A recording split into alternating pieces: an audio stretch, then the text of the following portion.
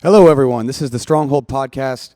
This is episode 1 of Fight Talk. We're doing a little bit of a different format today for this one because I had some people giving me some shit about the fact that we needed to talk more about fights and nobody wants to hear my political opinions. So fair enough to you. I'll keep them for myself.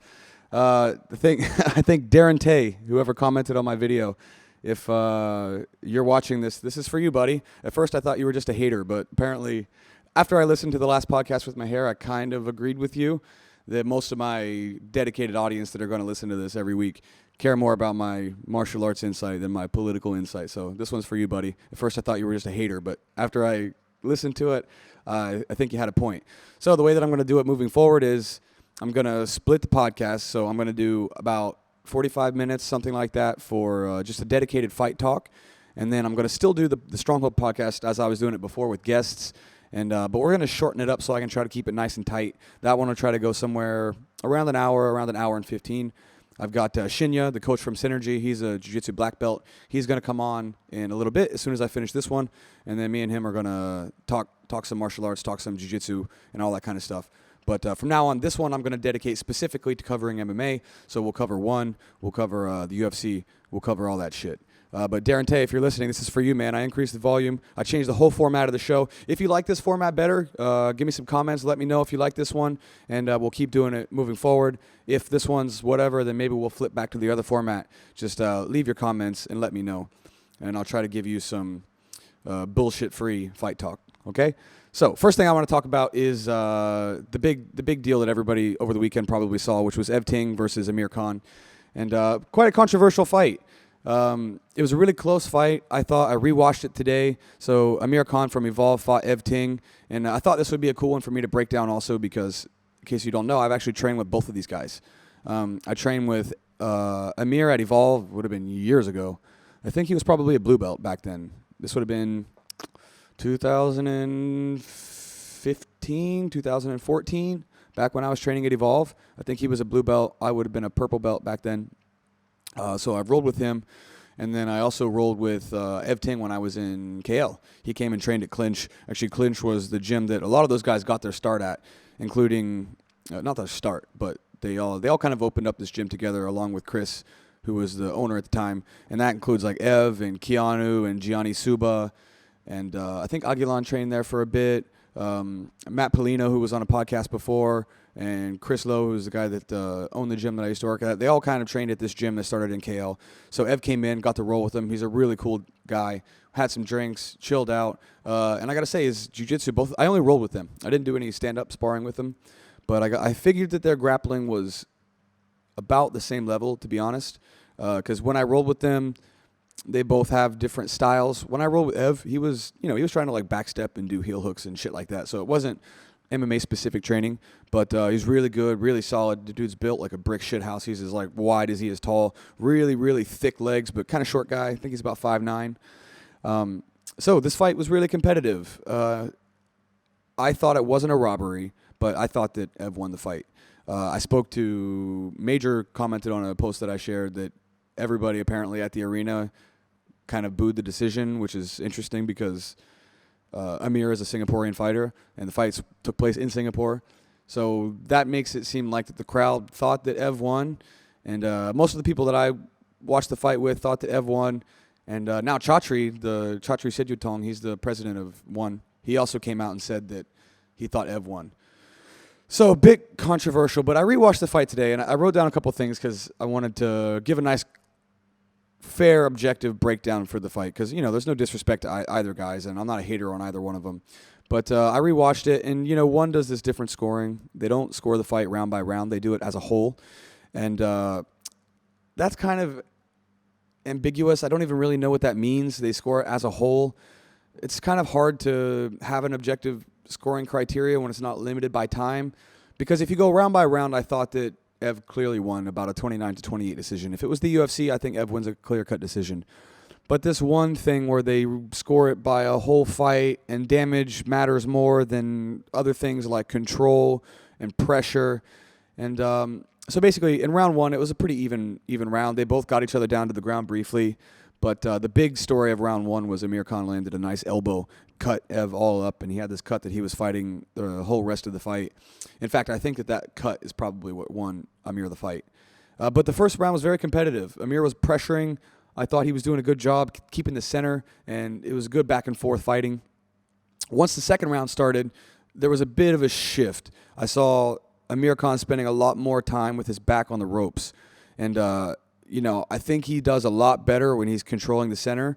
But Ev was pressuring him a lot, and most of the time about the second half of the second round, you start to see that Amir's back is on the ropes the whole time. He starts circling. Actually, in the second round, you can see Ev try to goad Amir to come in. He's like, come on. He backs up, takes the center, and encourages him to come forward. And Amir was just content, I think, about the second half of the second round being up and then deciding that he was just going to, fight not to lose instead of fight to win. But having said that, I would have given Amir the first round. And then I think in the second round, also, Amir hit Ev with a really, really nice step-in elbow. So, after the fight was over, Amir said that he thought he landed the cleaner shots. And I don't disagree with that. But I think he just took his foot off the gas a little too early. Because then by the time you got to the third round, Ev was just on him. And Amir's shoulders were plastered to the ropes the whole time. He was on his back foot, stepping back the whole time. Ev also got takedowns in each round, which was big. The first round, the grappling, I thought was pretty even. But then the second round, he got a big takedown. The third round, he got a big takedown at the end of the round. I thought that really cemented the decision win for him. And, he was pressuring him. So it was a bit of a controversial fight. I don't think anybody got robbed, but I definitely think that Ev should have won the fight. And I know now that they're getting into a little bit of one shady territory because apparently Chatri came out and he said that Ev won, which I appreciate. I appreciate the fact that he went against one of his own because Amir trains out of Evolve and Chatri's, of course, the CEO of Evolve and won. So it was good for him to sort of play that game and to admit objectively who he thought won the fight. But then I heard this thing again that he always says, which is the board or they're going to review the fight. Listen, man, if they overturn this fight, even though I think Ev won and most people think Ev won, but if they overturn this fight, it's bullshit. Like, they can't just overturn a fight because people disagree with it. It's up to the judges to make that decision. And this is going back to, was it Pet Morcott and Giorgio Petrosian? He lost that due to some clinching rules, and then they went and overturned it after the fact. I don't like that. I think they got to leave it up to the judges to do their thing. And even if it's a bad decision, I think they got to honor it because once you get down that road of just having whoever the hell the board is or the committee review or whoever that unnamed person that's named Chatri is, once you have people start doing that, it's a slippery slope. And I think there needs to be an official governing body that makes those decisions if they're going to overturn a fight. I mean, how many times ever in the UFC have you seen them overturn a fight? I think it's basically never. I can't think of a single one. I mean, there have been some dog shit decisions in the UFC, and I can't think of a single time that they ever overturned a fight. And I don't think they should overturn this one, even though I think Ev pretty clearly won the fight. So, I'm a bit torn on this one because the decision wasn't great, and I think it's quite ambiguous how they score the fight as a whole. But, it wasn't a robbery, and I thought both guys did a pretty good job. And overall, I thought the fight card was pretty good. So that was a bit of a weird decision. Both guys fought hard, and it was a close fight. I hope they redo it. I hope they redo it in a cage, which I think could be interesting. And, let somebody get a definitive decision there. But you can tell the guys were clearly matched. And, going forward, I just don't want them to see – I don't want to see them overturn any more of these fights. I think once the decision is met, they just got to leave it alone. Okay, so going through some more of the card. I'm going to go through the guys that I've trained with specifically, and the people that are, trained locally and all that kind of stuff. So Bruno Pucci fought in the prelims. Bruno Pucci's he was a coach of mine. When I trained at Evolve, it was when he just moved to Singapore. So he didn't really coach me that much, but he definitely coached me some. I think I probably did maybe 5 to 10 lessons under him. This was before Angela Lee moved to Singapore and all that kind of stuff. So he was really cool to me. Actually, when I first started training under him was when he fought Major, who, of course, I had on an earlier podcast.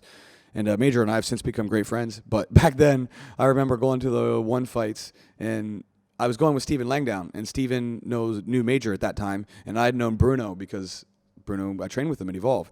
And so I remember rooting for Bruno, and then Steven was rooting for Major. And then, of course, Major soccer kicked the bejesus out of him and knocked him out. And I remember being pretty bummed out at the time. Of course, later on, I became good friends with Major.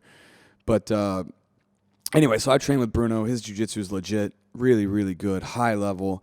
But, you run into the problem with a lot of these Brazilians, which is that their styles don't adapt to MMA very well. And, in this fight, he fought a really tough Japanese guy, Kami Kubo. I think his record was like 11-1 or 10-1 going into this fight. And the guy's a beast, man. He's got really good takedowns, really good wrestling, good submission defense. And you see it a lot with these Brazilian fighters in the UFC and in one, but specifically in one, that their games are not fully well adapted to MMA. They're very good at scrambling for submissions. They're very good at getting the submissions, the actual finishing skills themselves. But when it comes to control, when it comes to mat returns, which is like you take someone down, you hold them down, you keep them on the mat. And when it comes to damaging people from a control to a finishing sequence, I think they tend to lack the skills in those areas. And the reason that they do is because the jiu-jitsu style, for all you BJJ nerds out there, you know how a jiu-jitsu class is. Most of the time, you slap hands, you fist bump, one person takes the top position, one person takes the bottom, and then you just play, right? You play your slap hand, fist bump jiu-jitsu, where one person assumes the top position, one person assumes the bottom position. And that's cool, man. That's really fun. You get to work your passing, you get to work your sweeping, you get to work your submissions. But MMA is a different game, and you are not obligated to play the down position. And, I saw Bruno closing his guard, which is a no-no in MMA. If you close your guard with somebody on top of you, like that's got good submission defense, a wide base, and is totally willing to just sit in your guard and punch you in the face, you're going to have problems. That shit works in jiu-jitsu, especially like the gi. Playing close guard tends to be a more dominant position for the person on the bottom, but not in MMA. It's just not in MMA. And, you could see very clearly Kami Kubo would pop out on Bruno's back, and he would drop down to a single, and Bruno would be trying to dig for a Kimura using both of his hands to try to attack the arm instead of like hammer fisting at the hip to try to get him to break the grip, or instead of putting two hands on to break the grip and turn. He would close the guard from the bottom position. When he would get the takedown, which he did occasionally, he's passing immediately and he's trying to work to the back, which is the correct move, but he's more willing to jump on the back to the seatbelt than he's willing to actually mat return him and bring him back to the mat and ground and pound and wear on him and strike him until his submissions and his back attacks are set up, like Khabib does. Right? Khabib ties you up with an inside wrist control. He ties up your legs. He pounds on you until you turn and you give the back. In MMA, when you have this very scrambly style where you're trying to jump on and take a submission, it's very tricky when people are sweating, and it's very tricky when your whole game is built around control and not around striking to get a dominant position, but rather just controlling to get to a dominant position. So, even, for example, when Bruno would go for the takedowns, a lot of times when he was trying to take down Kami Kubo, he's getting hit while he's trying to take him down, and that is what led to the eventual break. But when Bruno is trying to take down Kami Kubo, when he gets on type, there's very little damage that he's doing. So, I think that the issue with a lot of these guys is the wrestling. They need to work their mat returns. They need to work keeping people down once they have them down, which is a whole other game, right? When people stand up, taking them down instead of diving high up on the back and having people pop out the back door, which happened a few times. I just think that with him it will take time because he's obviously got the finishing skills. The striking is coming along. He looked more comfortable on the feet, Bruno did, I thought, this time than any other time. He's just still got to get that MMA-specific game going. And But it was a good fight. That guy's good. A lot of times the Evolve guys, when they get a loss or two, they'll give them a fight that's very winnable for them. But this guy was really good, and Bruno held his own. He stayed tough. I think over time he's gonna get a good win. But this Japanese guy, Kami Kubo, he's legit. Look out for this guy in the future because he's gonna stick around. Then another Evolve guy that fought, Alex Silva. He had a really good fight, too. His armbar, man. His armbar is nasty. His shin behind the neck armbar is really, really good. I think he's tapped 3 or 4 people with that. I think 5 of his wins in one are by armbar. So, man, he's got a really, really slick armbar. I trained with him a little bit at Evolve, too. Another guy that just crushed me. Really, really, really slick jiu-jitsu. I don't know if I see him getting the title back. I don't know if he can beat a guy like Pacio or... what's his name? The Japanese guy that beat him for the title. I mean, I think he's another guy too that's got a little bit too much slap hands, fist bump, jiu-jitsu that's not totally MMA specific, but I think he's definitely more well-rounded on the feet as well. But it's really that wrestling, man. That wrestling is what makes all the difference. But he had a great fight. And then I'm just going to continue moving down the card a little bit here. So who else do we got? Oh, we had, what's her name? Sage Northcutt's sister. Let me find her name really quick. She made her debut. Looked like she was about 9 feet tall in the fight. That's right. Colby Northcutt defeated Putri Padmi. And, that was her first fight. I thought she did okay. I thought her style was a little bit too much karate. She was bouncing around on one leg a lot, kind of poking with side kicks. And I don't know what the weight classes were for these fights, but she looked like she was about 2 feet taller than that girl that she fought, which was kind of hilarious watching it. But she's only, I think she was 0-1 going into this fight, or maybe she was 1-1. The other girl was 0-1. So, clearly physically they're very different. I mean, obviously, Colby Northcutt is much more athletic than the girl that she fought. Way taller, way more physical skills. But you can tell that she's still got a lot of ways to go when it comes to her striking, which fair enough. She's only had 2 fights. So, someone to look out for. I think I see some same stylistic weaknesses that she has that maybe Sage has, her brother, in that sense that it's that very karate sport style, which, again, leaves a lot of holes. But also it gives an X factor, right? So I think over time, as time develops, she'll get more like sort of classic standing in the pocket, throwing nice straight punches, wrestling, maybe like her brother. But it's going to take some time to build that. But she's interesting to look out for and a good prospect. And then I thought the main event was sick. I thought the main event was awesome. Nong O fought, what's his name? Sorry, I get all these Thai guys confused.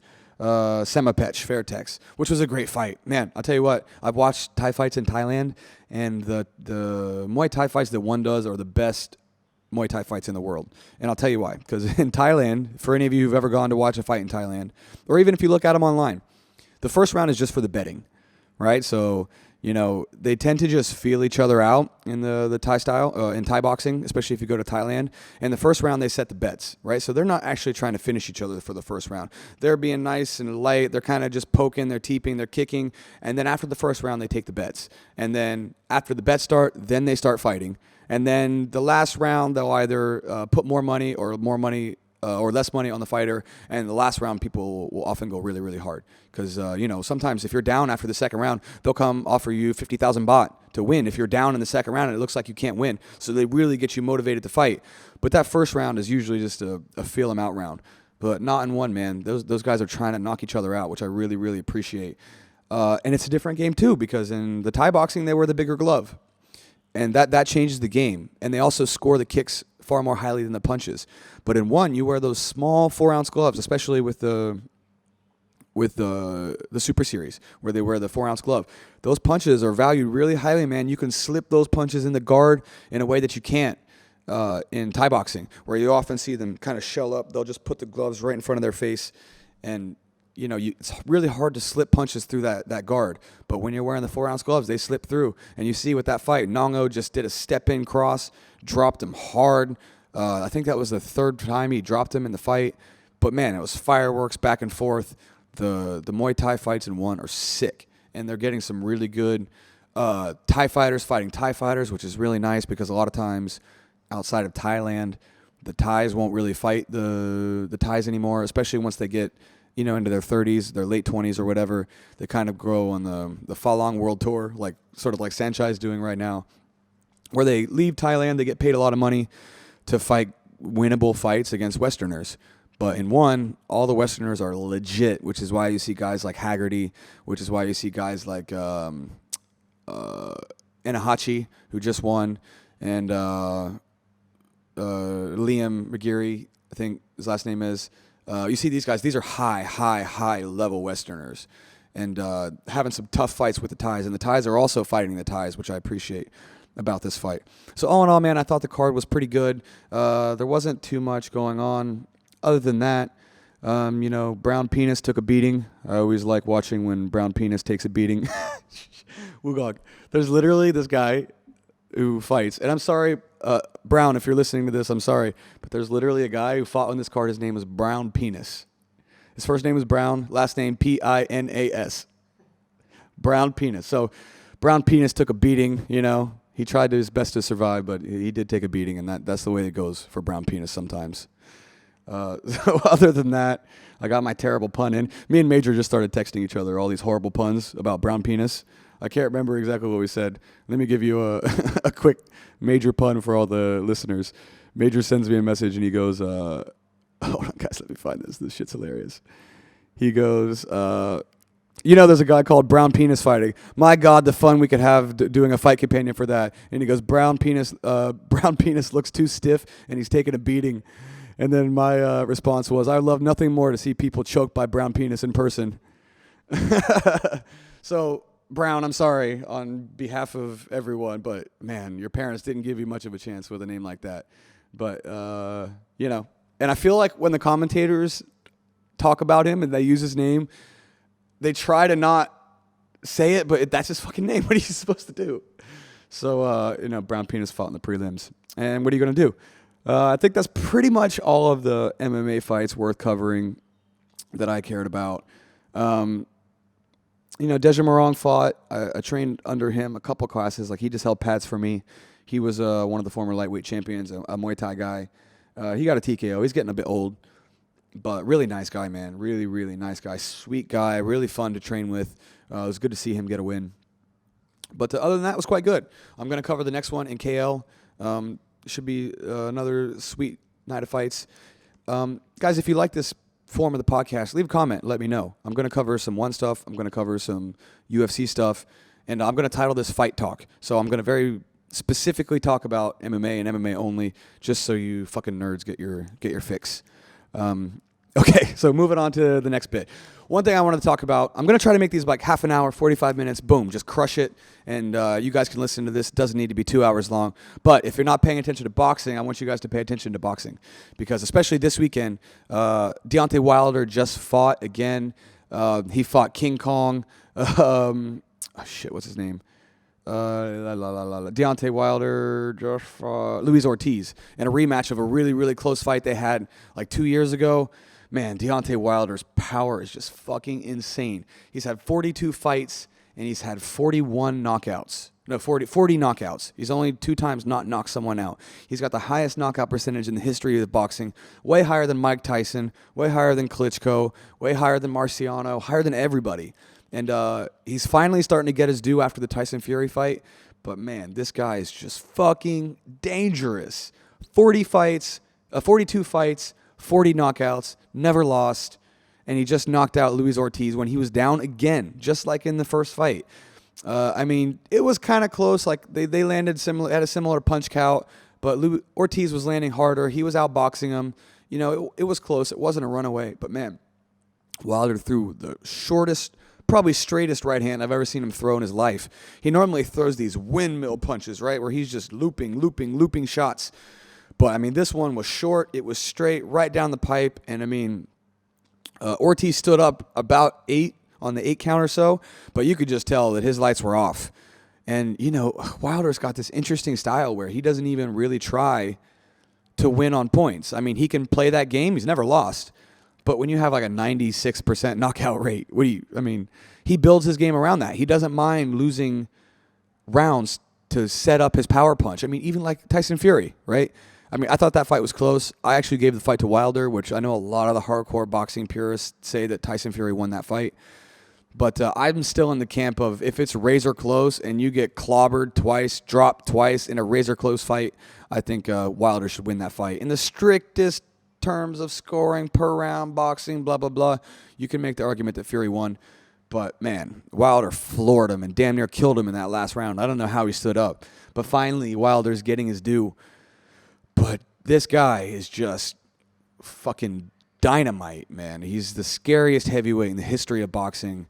He should be every bit as famous as Mike Tyson. He deserves the spot over someone like Tyson Fury, and for sure Anthony Joshua now that Joshua lost.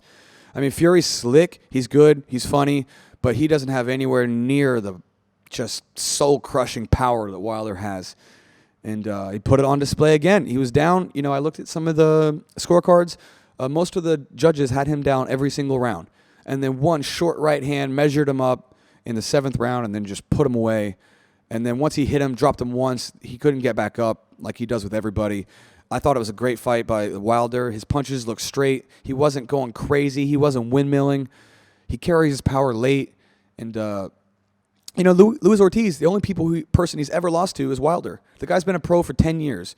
He was ranked as high as like 3 before Wilder beat him. He was beating Wilder, then he got caught. He was beating Wilder again and got caught. Nobody wants to fight that dude. Wilder is the guy who takes more high-level fights than anybody. He knocks out everybody. For my money, he's the best heavyweight in the world right now until proven otherwise. And then on the other side of the pond, you got Andy Ruiz Jr. fighting Anthony Joshua in a rematch. That fight happens in 2 weeks. I mean, that fight's going to be sick. Anthony Joshua was considered to be the number one guy, along with Tyson Fury and Deontay Wilder. The boxing heavyweight division right now is just sick. It had 3 undefeated champions, all kind of trending toward each other, but you know how boxing is. The managers get in the way, and it's not like the UFC where everybody's got to fight strong people right off the bat. Boxing's divided, and you got all these alphabet titles from different organizers, and the fucking promoters get involved, and Eddie Hearn gets involved, and then you have people like Anthony Joshua fighting people they shouldn't be fighting, and you got fucking Tyson Fury fighting guys who he has no business fighting after the Wilder fight and before the Wilder fight. And it's just kind of a bummer, but still, everything's sort of trending upward.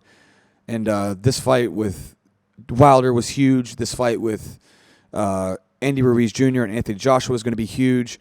Whoever wins that fight is going to have a bunch of titles, and then most likely will collide with whoever wins between Wilder and Fury if they do that rematch, which seems like they were talking about doing in February. So my hope is that sometime next year we have a unified boxing champion for the first time since the Klitschko's. And man, if it's Deontay Wilder, if he puts both those guys away and gets to the title, becomes undisputed, unified, lineal champion with fucking 97% knockout rate, he should just quit and retire as the best and most fearsome puncher, boxing heavyweight champion in the history of the sport. There's nobody. Ali, Frazier, Foreman, Klitschko, Tyson, Holyfield, Riddick Bowe. None of these all-time greats have anywhere near the knockout percentage that he does. So, I mean, he's just a fucking freak. And just put it on display again. So, at the end of next year, if he manages to capture all those titles, the guy should just drop it and go down as the best heavyweight in the history of boxing. And if not, you could have a really interesting title fight between Tyson Fury and Anthony Joshua, who are both British. So, if Fury gets past Wilder and then Anthony Joshua beats Ruiz, you have a really fun fight with 2 British champions there. If Andy Ruiz beats Joshua, he's kind of like the Cinderella story of boxing right now. All dad bought it up, looking fat as fuck, knocking out Anthony Joshua, who looks like a Greek god. So, I mean, if he wins, it'd be a really interesting fight between Wilder or Fury. I would favor both of those guys against Ruiz, but Ruiz shocked the world with his fight against Joshua, so it remains to be seen. A lot of people, I think Joshua is still the favorite for their fight, but a lot of people are picking Ruiz again for the upset. So, guys, if you're not watching boxing, at the very least, I know in Asia they tend to only watch the Pacquiao fights, but if you're looking for another combat sport to wet your whistle, check out the heavyweight division in boxing right now, because it's the best it's been since the 90s. Since the Holyfield, Tyson era, you had the snoozer of a decade where the Klitschko's were on top. But the shit's fire right now, so you should check that out. Okay, and then I want to wrap up the first ever Fight Talk podcast with a little bit of UFC talk. And I just want to talk a little bit about the rumors going around with Floyd Mayweather. Apparently he's talking to Dana White about doing some business deal. I don't know what they're going to do. Maybe they're going to do Floyd Mayweather boxing in a cage with, I don't know, they were talking about Khabib. Maybe they'll do the Conor McGregor rematch in 4-ounce gloves.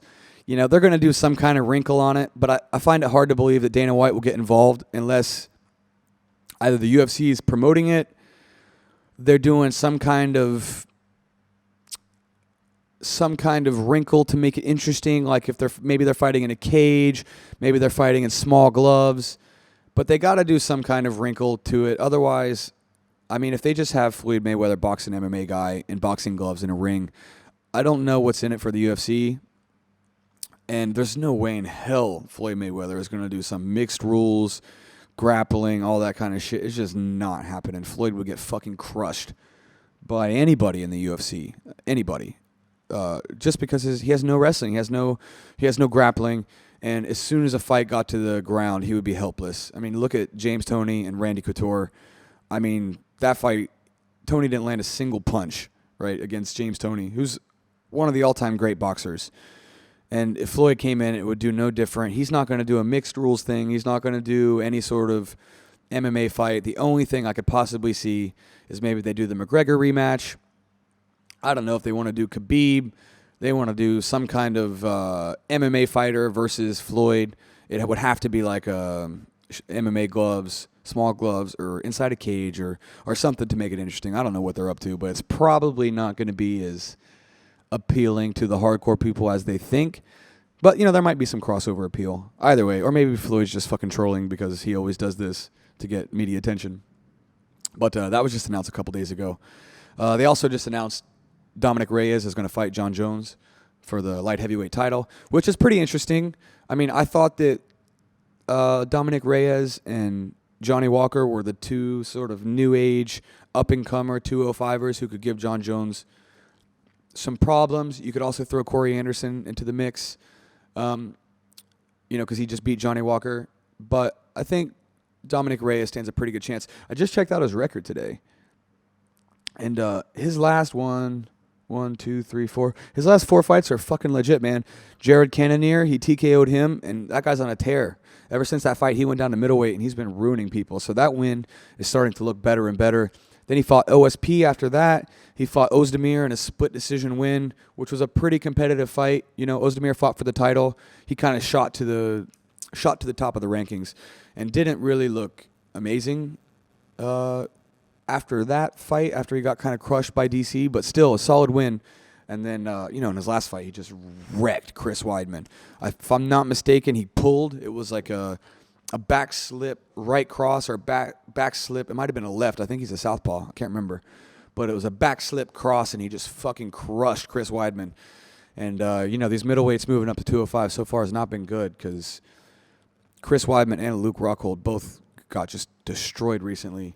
So it might be time to hang it up for them. But nonetheless, those are good wins. I mean, Chris Weidman beat Kelvin Gastelum, was it a year and a half ago? Who, just fought Adesanya for the middleweight title. So it seemed like he still had some tread on the tires. Still seems like he had a little bit of mileage left. But Dominic Reyes just starched him. So interesting fight. I think John Jones will still get it done. You can never pick against John Jones. But I also think that it's the correct fight. And Corey Anderson can still get his if John Jones doesn't move up. But, if John Jones moves up, that light heavyweight division will get really, really interesting because I think a lot of those guys at the top could beat each other. So I think it should be a good fight. And who knows, is John Jones slipping?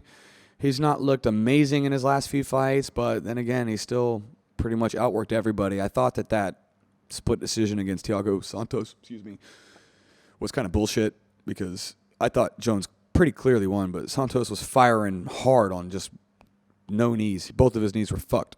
So I thought that's quite interesting. Should be a good fight, but, it's a bit of the Floyd Mayweather syndrome where you don't really know how. You just can't really get excited for a John Jones fight because he's just been so dominant that at this point most people are paying to watch him lose, even though he never loses. So it's really hard to ever pick against him. And his fights are never really super competitive. He just tends to be quite dominant, with the exception of like the Gustafsson fight, the DC fights in spurts, and then the Thiago Santos fight, which was still, I thought, not so competitive. But they just announced that today. I'll be excited to watch John Jones step in there anyway. He's the best to ever do it. He's the pound-for-pound best of all time. I don't think anybody can dispute that with his 2 wins over Cormier. And then last bit of news for the fight talk, we have Ben Askren retiring from MMA. A bit bittersweet on this one because I always have a soft spot in my heart for the wrestlers, and I actually went and watched his fight with Damian Maia. Damian, as a bunch of you probably know already, Damian Maia came to Stronghold, came to my gym and started training. He just did one like an hour and a half of training here the week before the fight. He did like 4 rounds of having people Shark Tank him, go in and out of them. He did a little bit of striking, some mitt work. He did some grappling. It was really cool seeing Damian Maia train. But, so I also met Ben Askren. I met him when I was in high school wrestling, believe it or not. I went to a big tournament. I think it was the Beast of the East. I can't remember exactly what tournament it was. But I was at a high school tournament for wrestling, and Ben Askren was there. And I actually got to meet him. And, he was all around the wrestling scene. This would have been when he was dominating in college. I mean, he was a 2-time national champion. The guy was undefeated in MMA for like 10 years. He won the Bellator title, and he beat some good guys in Bellator. And he won the one title and, beat Robbie Lawler in that really controversial fight. And then, he had some two tough fights in a row. But Ben Askren deserves all the respect. Everybody kind of shits on him a little bit, and everybody's trolling him since he lost. But the guy did work, man. 19-2 record. He did work. I was kind of sad to see him retire, but he probably needed to. Apparently, he needs a hip replacement or something like that, which in wrestling is quite common because those are serious injuries. You're getting splayed out all the time, sprawled on. 20+ years of wrestling will definitely jack your hips up. So kind of a bummer to see him retire, but I also think it was probably the correct move. I think he came in to be champion or not. And I think at this point, he's 35, 36. I think the writing is pretty much on the wall that he's not going to win a championship unless he wants to go through another 4 or 5 fight grind with elite level people that he may or may not be able to beat in the UFC. I think he's kind of done. So I got to see him fight for his last time, which was kind of cool. And I thought the Damian Maia fight was good. I thought it was competitive. I still think Ben Askren could beat a lot of the top people, but I don't think he can go on a long enough winning streak against elite level competition to actually get a title. So I think for him, probably something that needed to be done. But, all the best to Ben Askren moving forward. I think he's going to be a pretty good commentator. He's going to be a really good wrestling coach, which he's already doing, and I think that's where his interests lie. But, ONE FC got the steal of the century, man. ONE Championship got the steal with Demetrius Johnson. I mean, how's that trade looking? They traded one of the greatest fighters in the history of the sport for Ben Askren, who basically went 1-2 in the UFC and then retired. I mean, Demetrius Johnson's still doing work. They could have had the Henry Cejudo rematch. There's all these potential interesting fights they could have at flyweight or bantamweight. I think DJ also wanted out. I think he was ready to. He's making big money. I would assume he's making more money than he was in the UFC. His fights aren't as difficult as they would be in the UFC, but they're not easy. He's had competitive fights. So I think it was a win-win for him because the fight with Cejudo was razor close. A lot of people thought he won. He clearly dominated him, knocked him out, finished him in the first fight. So in my eyes, DJ still has he's still above Cejudo in the overall landscape because he finished him in the first fight, and the second fight was a razor close split decision that a lot of people thought DJ lost or DJ won. I think that they only gave Cejudo that win because, again, the Floyd Mayweather complex. He was so dominant for so long that when he even got taken down, tripped for a minute, everyone just like their head exploded because he got taken down for a second. But Cejudo never really controlled him. He never really did any damage. There wasn't anything like that. He just. He was able to scramble. He was able to put him on his butt occasionally, and he was able to land a little bit on the feet. But, I think the damage that Demetrius Johnson did in the first round with the calf kick where Cejudo was limping all over the place, Cejudo never really controlled him in that second fight. He just kind of took him down, and then he would quickly pop back up. So I think Demetrius still gets the nod over Cejudo in the overall sort of historical landscape, and I think he knows that. And I think he's making more money at ONE, and I think Demetrius Johnson won that trade. I think ONE and Demetrius Johnson won that trade because so far hasn't planned out for Askren. I think he did what he needed to do. He brought people to the table. He was the most talked about fighter when he was fighting on those cards, which is crazy for like a kind of a leg humping wrestler, which was basically his style. But the guy knew how to move the needle. He did what he was told to do. He sold the fights. And everybody thought he could beat those people. And maybe just all it would have taken was one missed flying knee, and maybe his whole career could have changed. If he had just missed that flying knee, slipped off a little bit to the left, got the takedown. Masvidal can't get up. The second round, he's a little tired. He's less explosive. He gets taken down again. I mean, listen, if they do that fight 10 times, I think Ben Askren can definitely take Masvidal down and choke him out.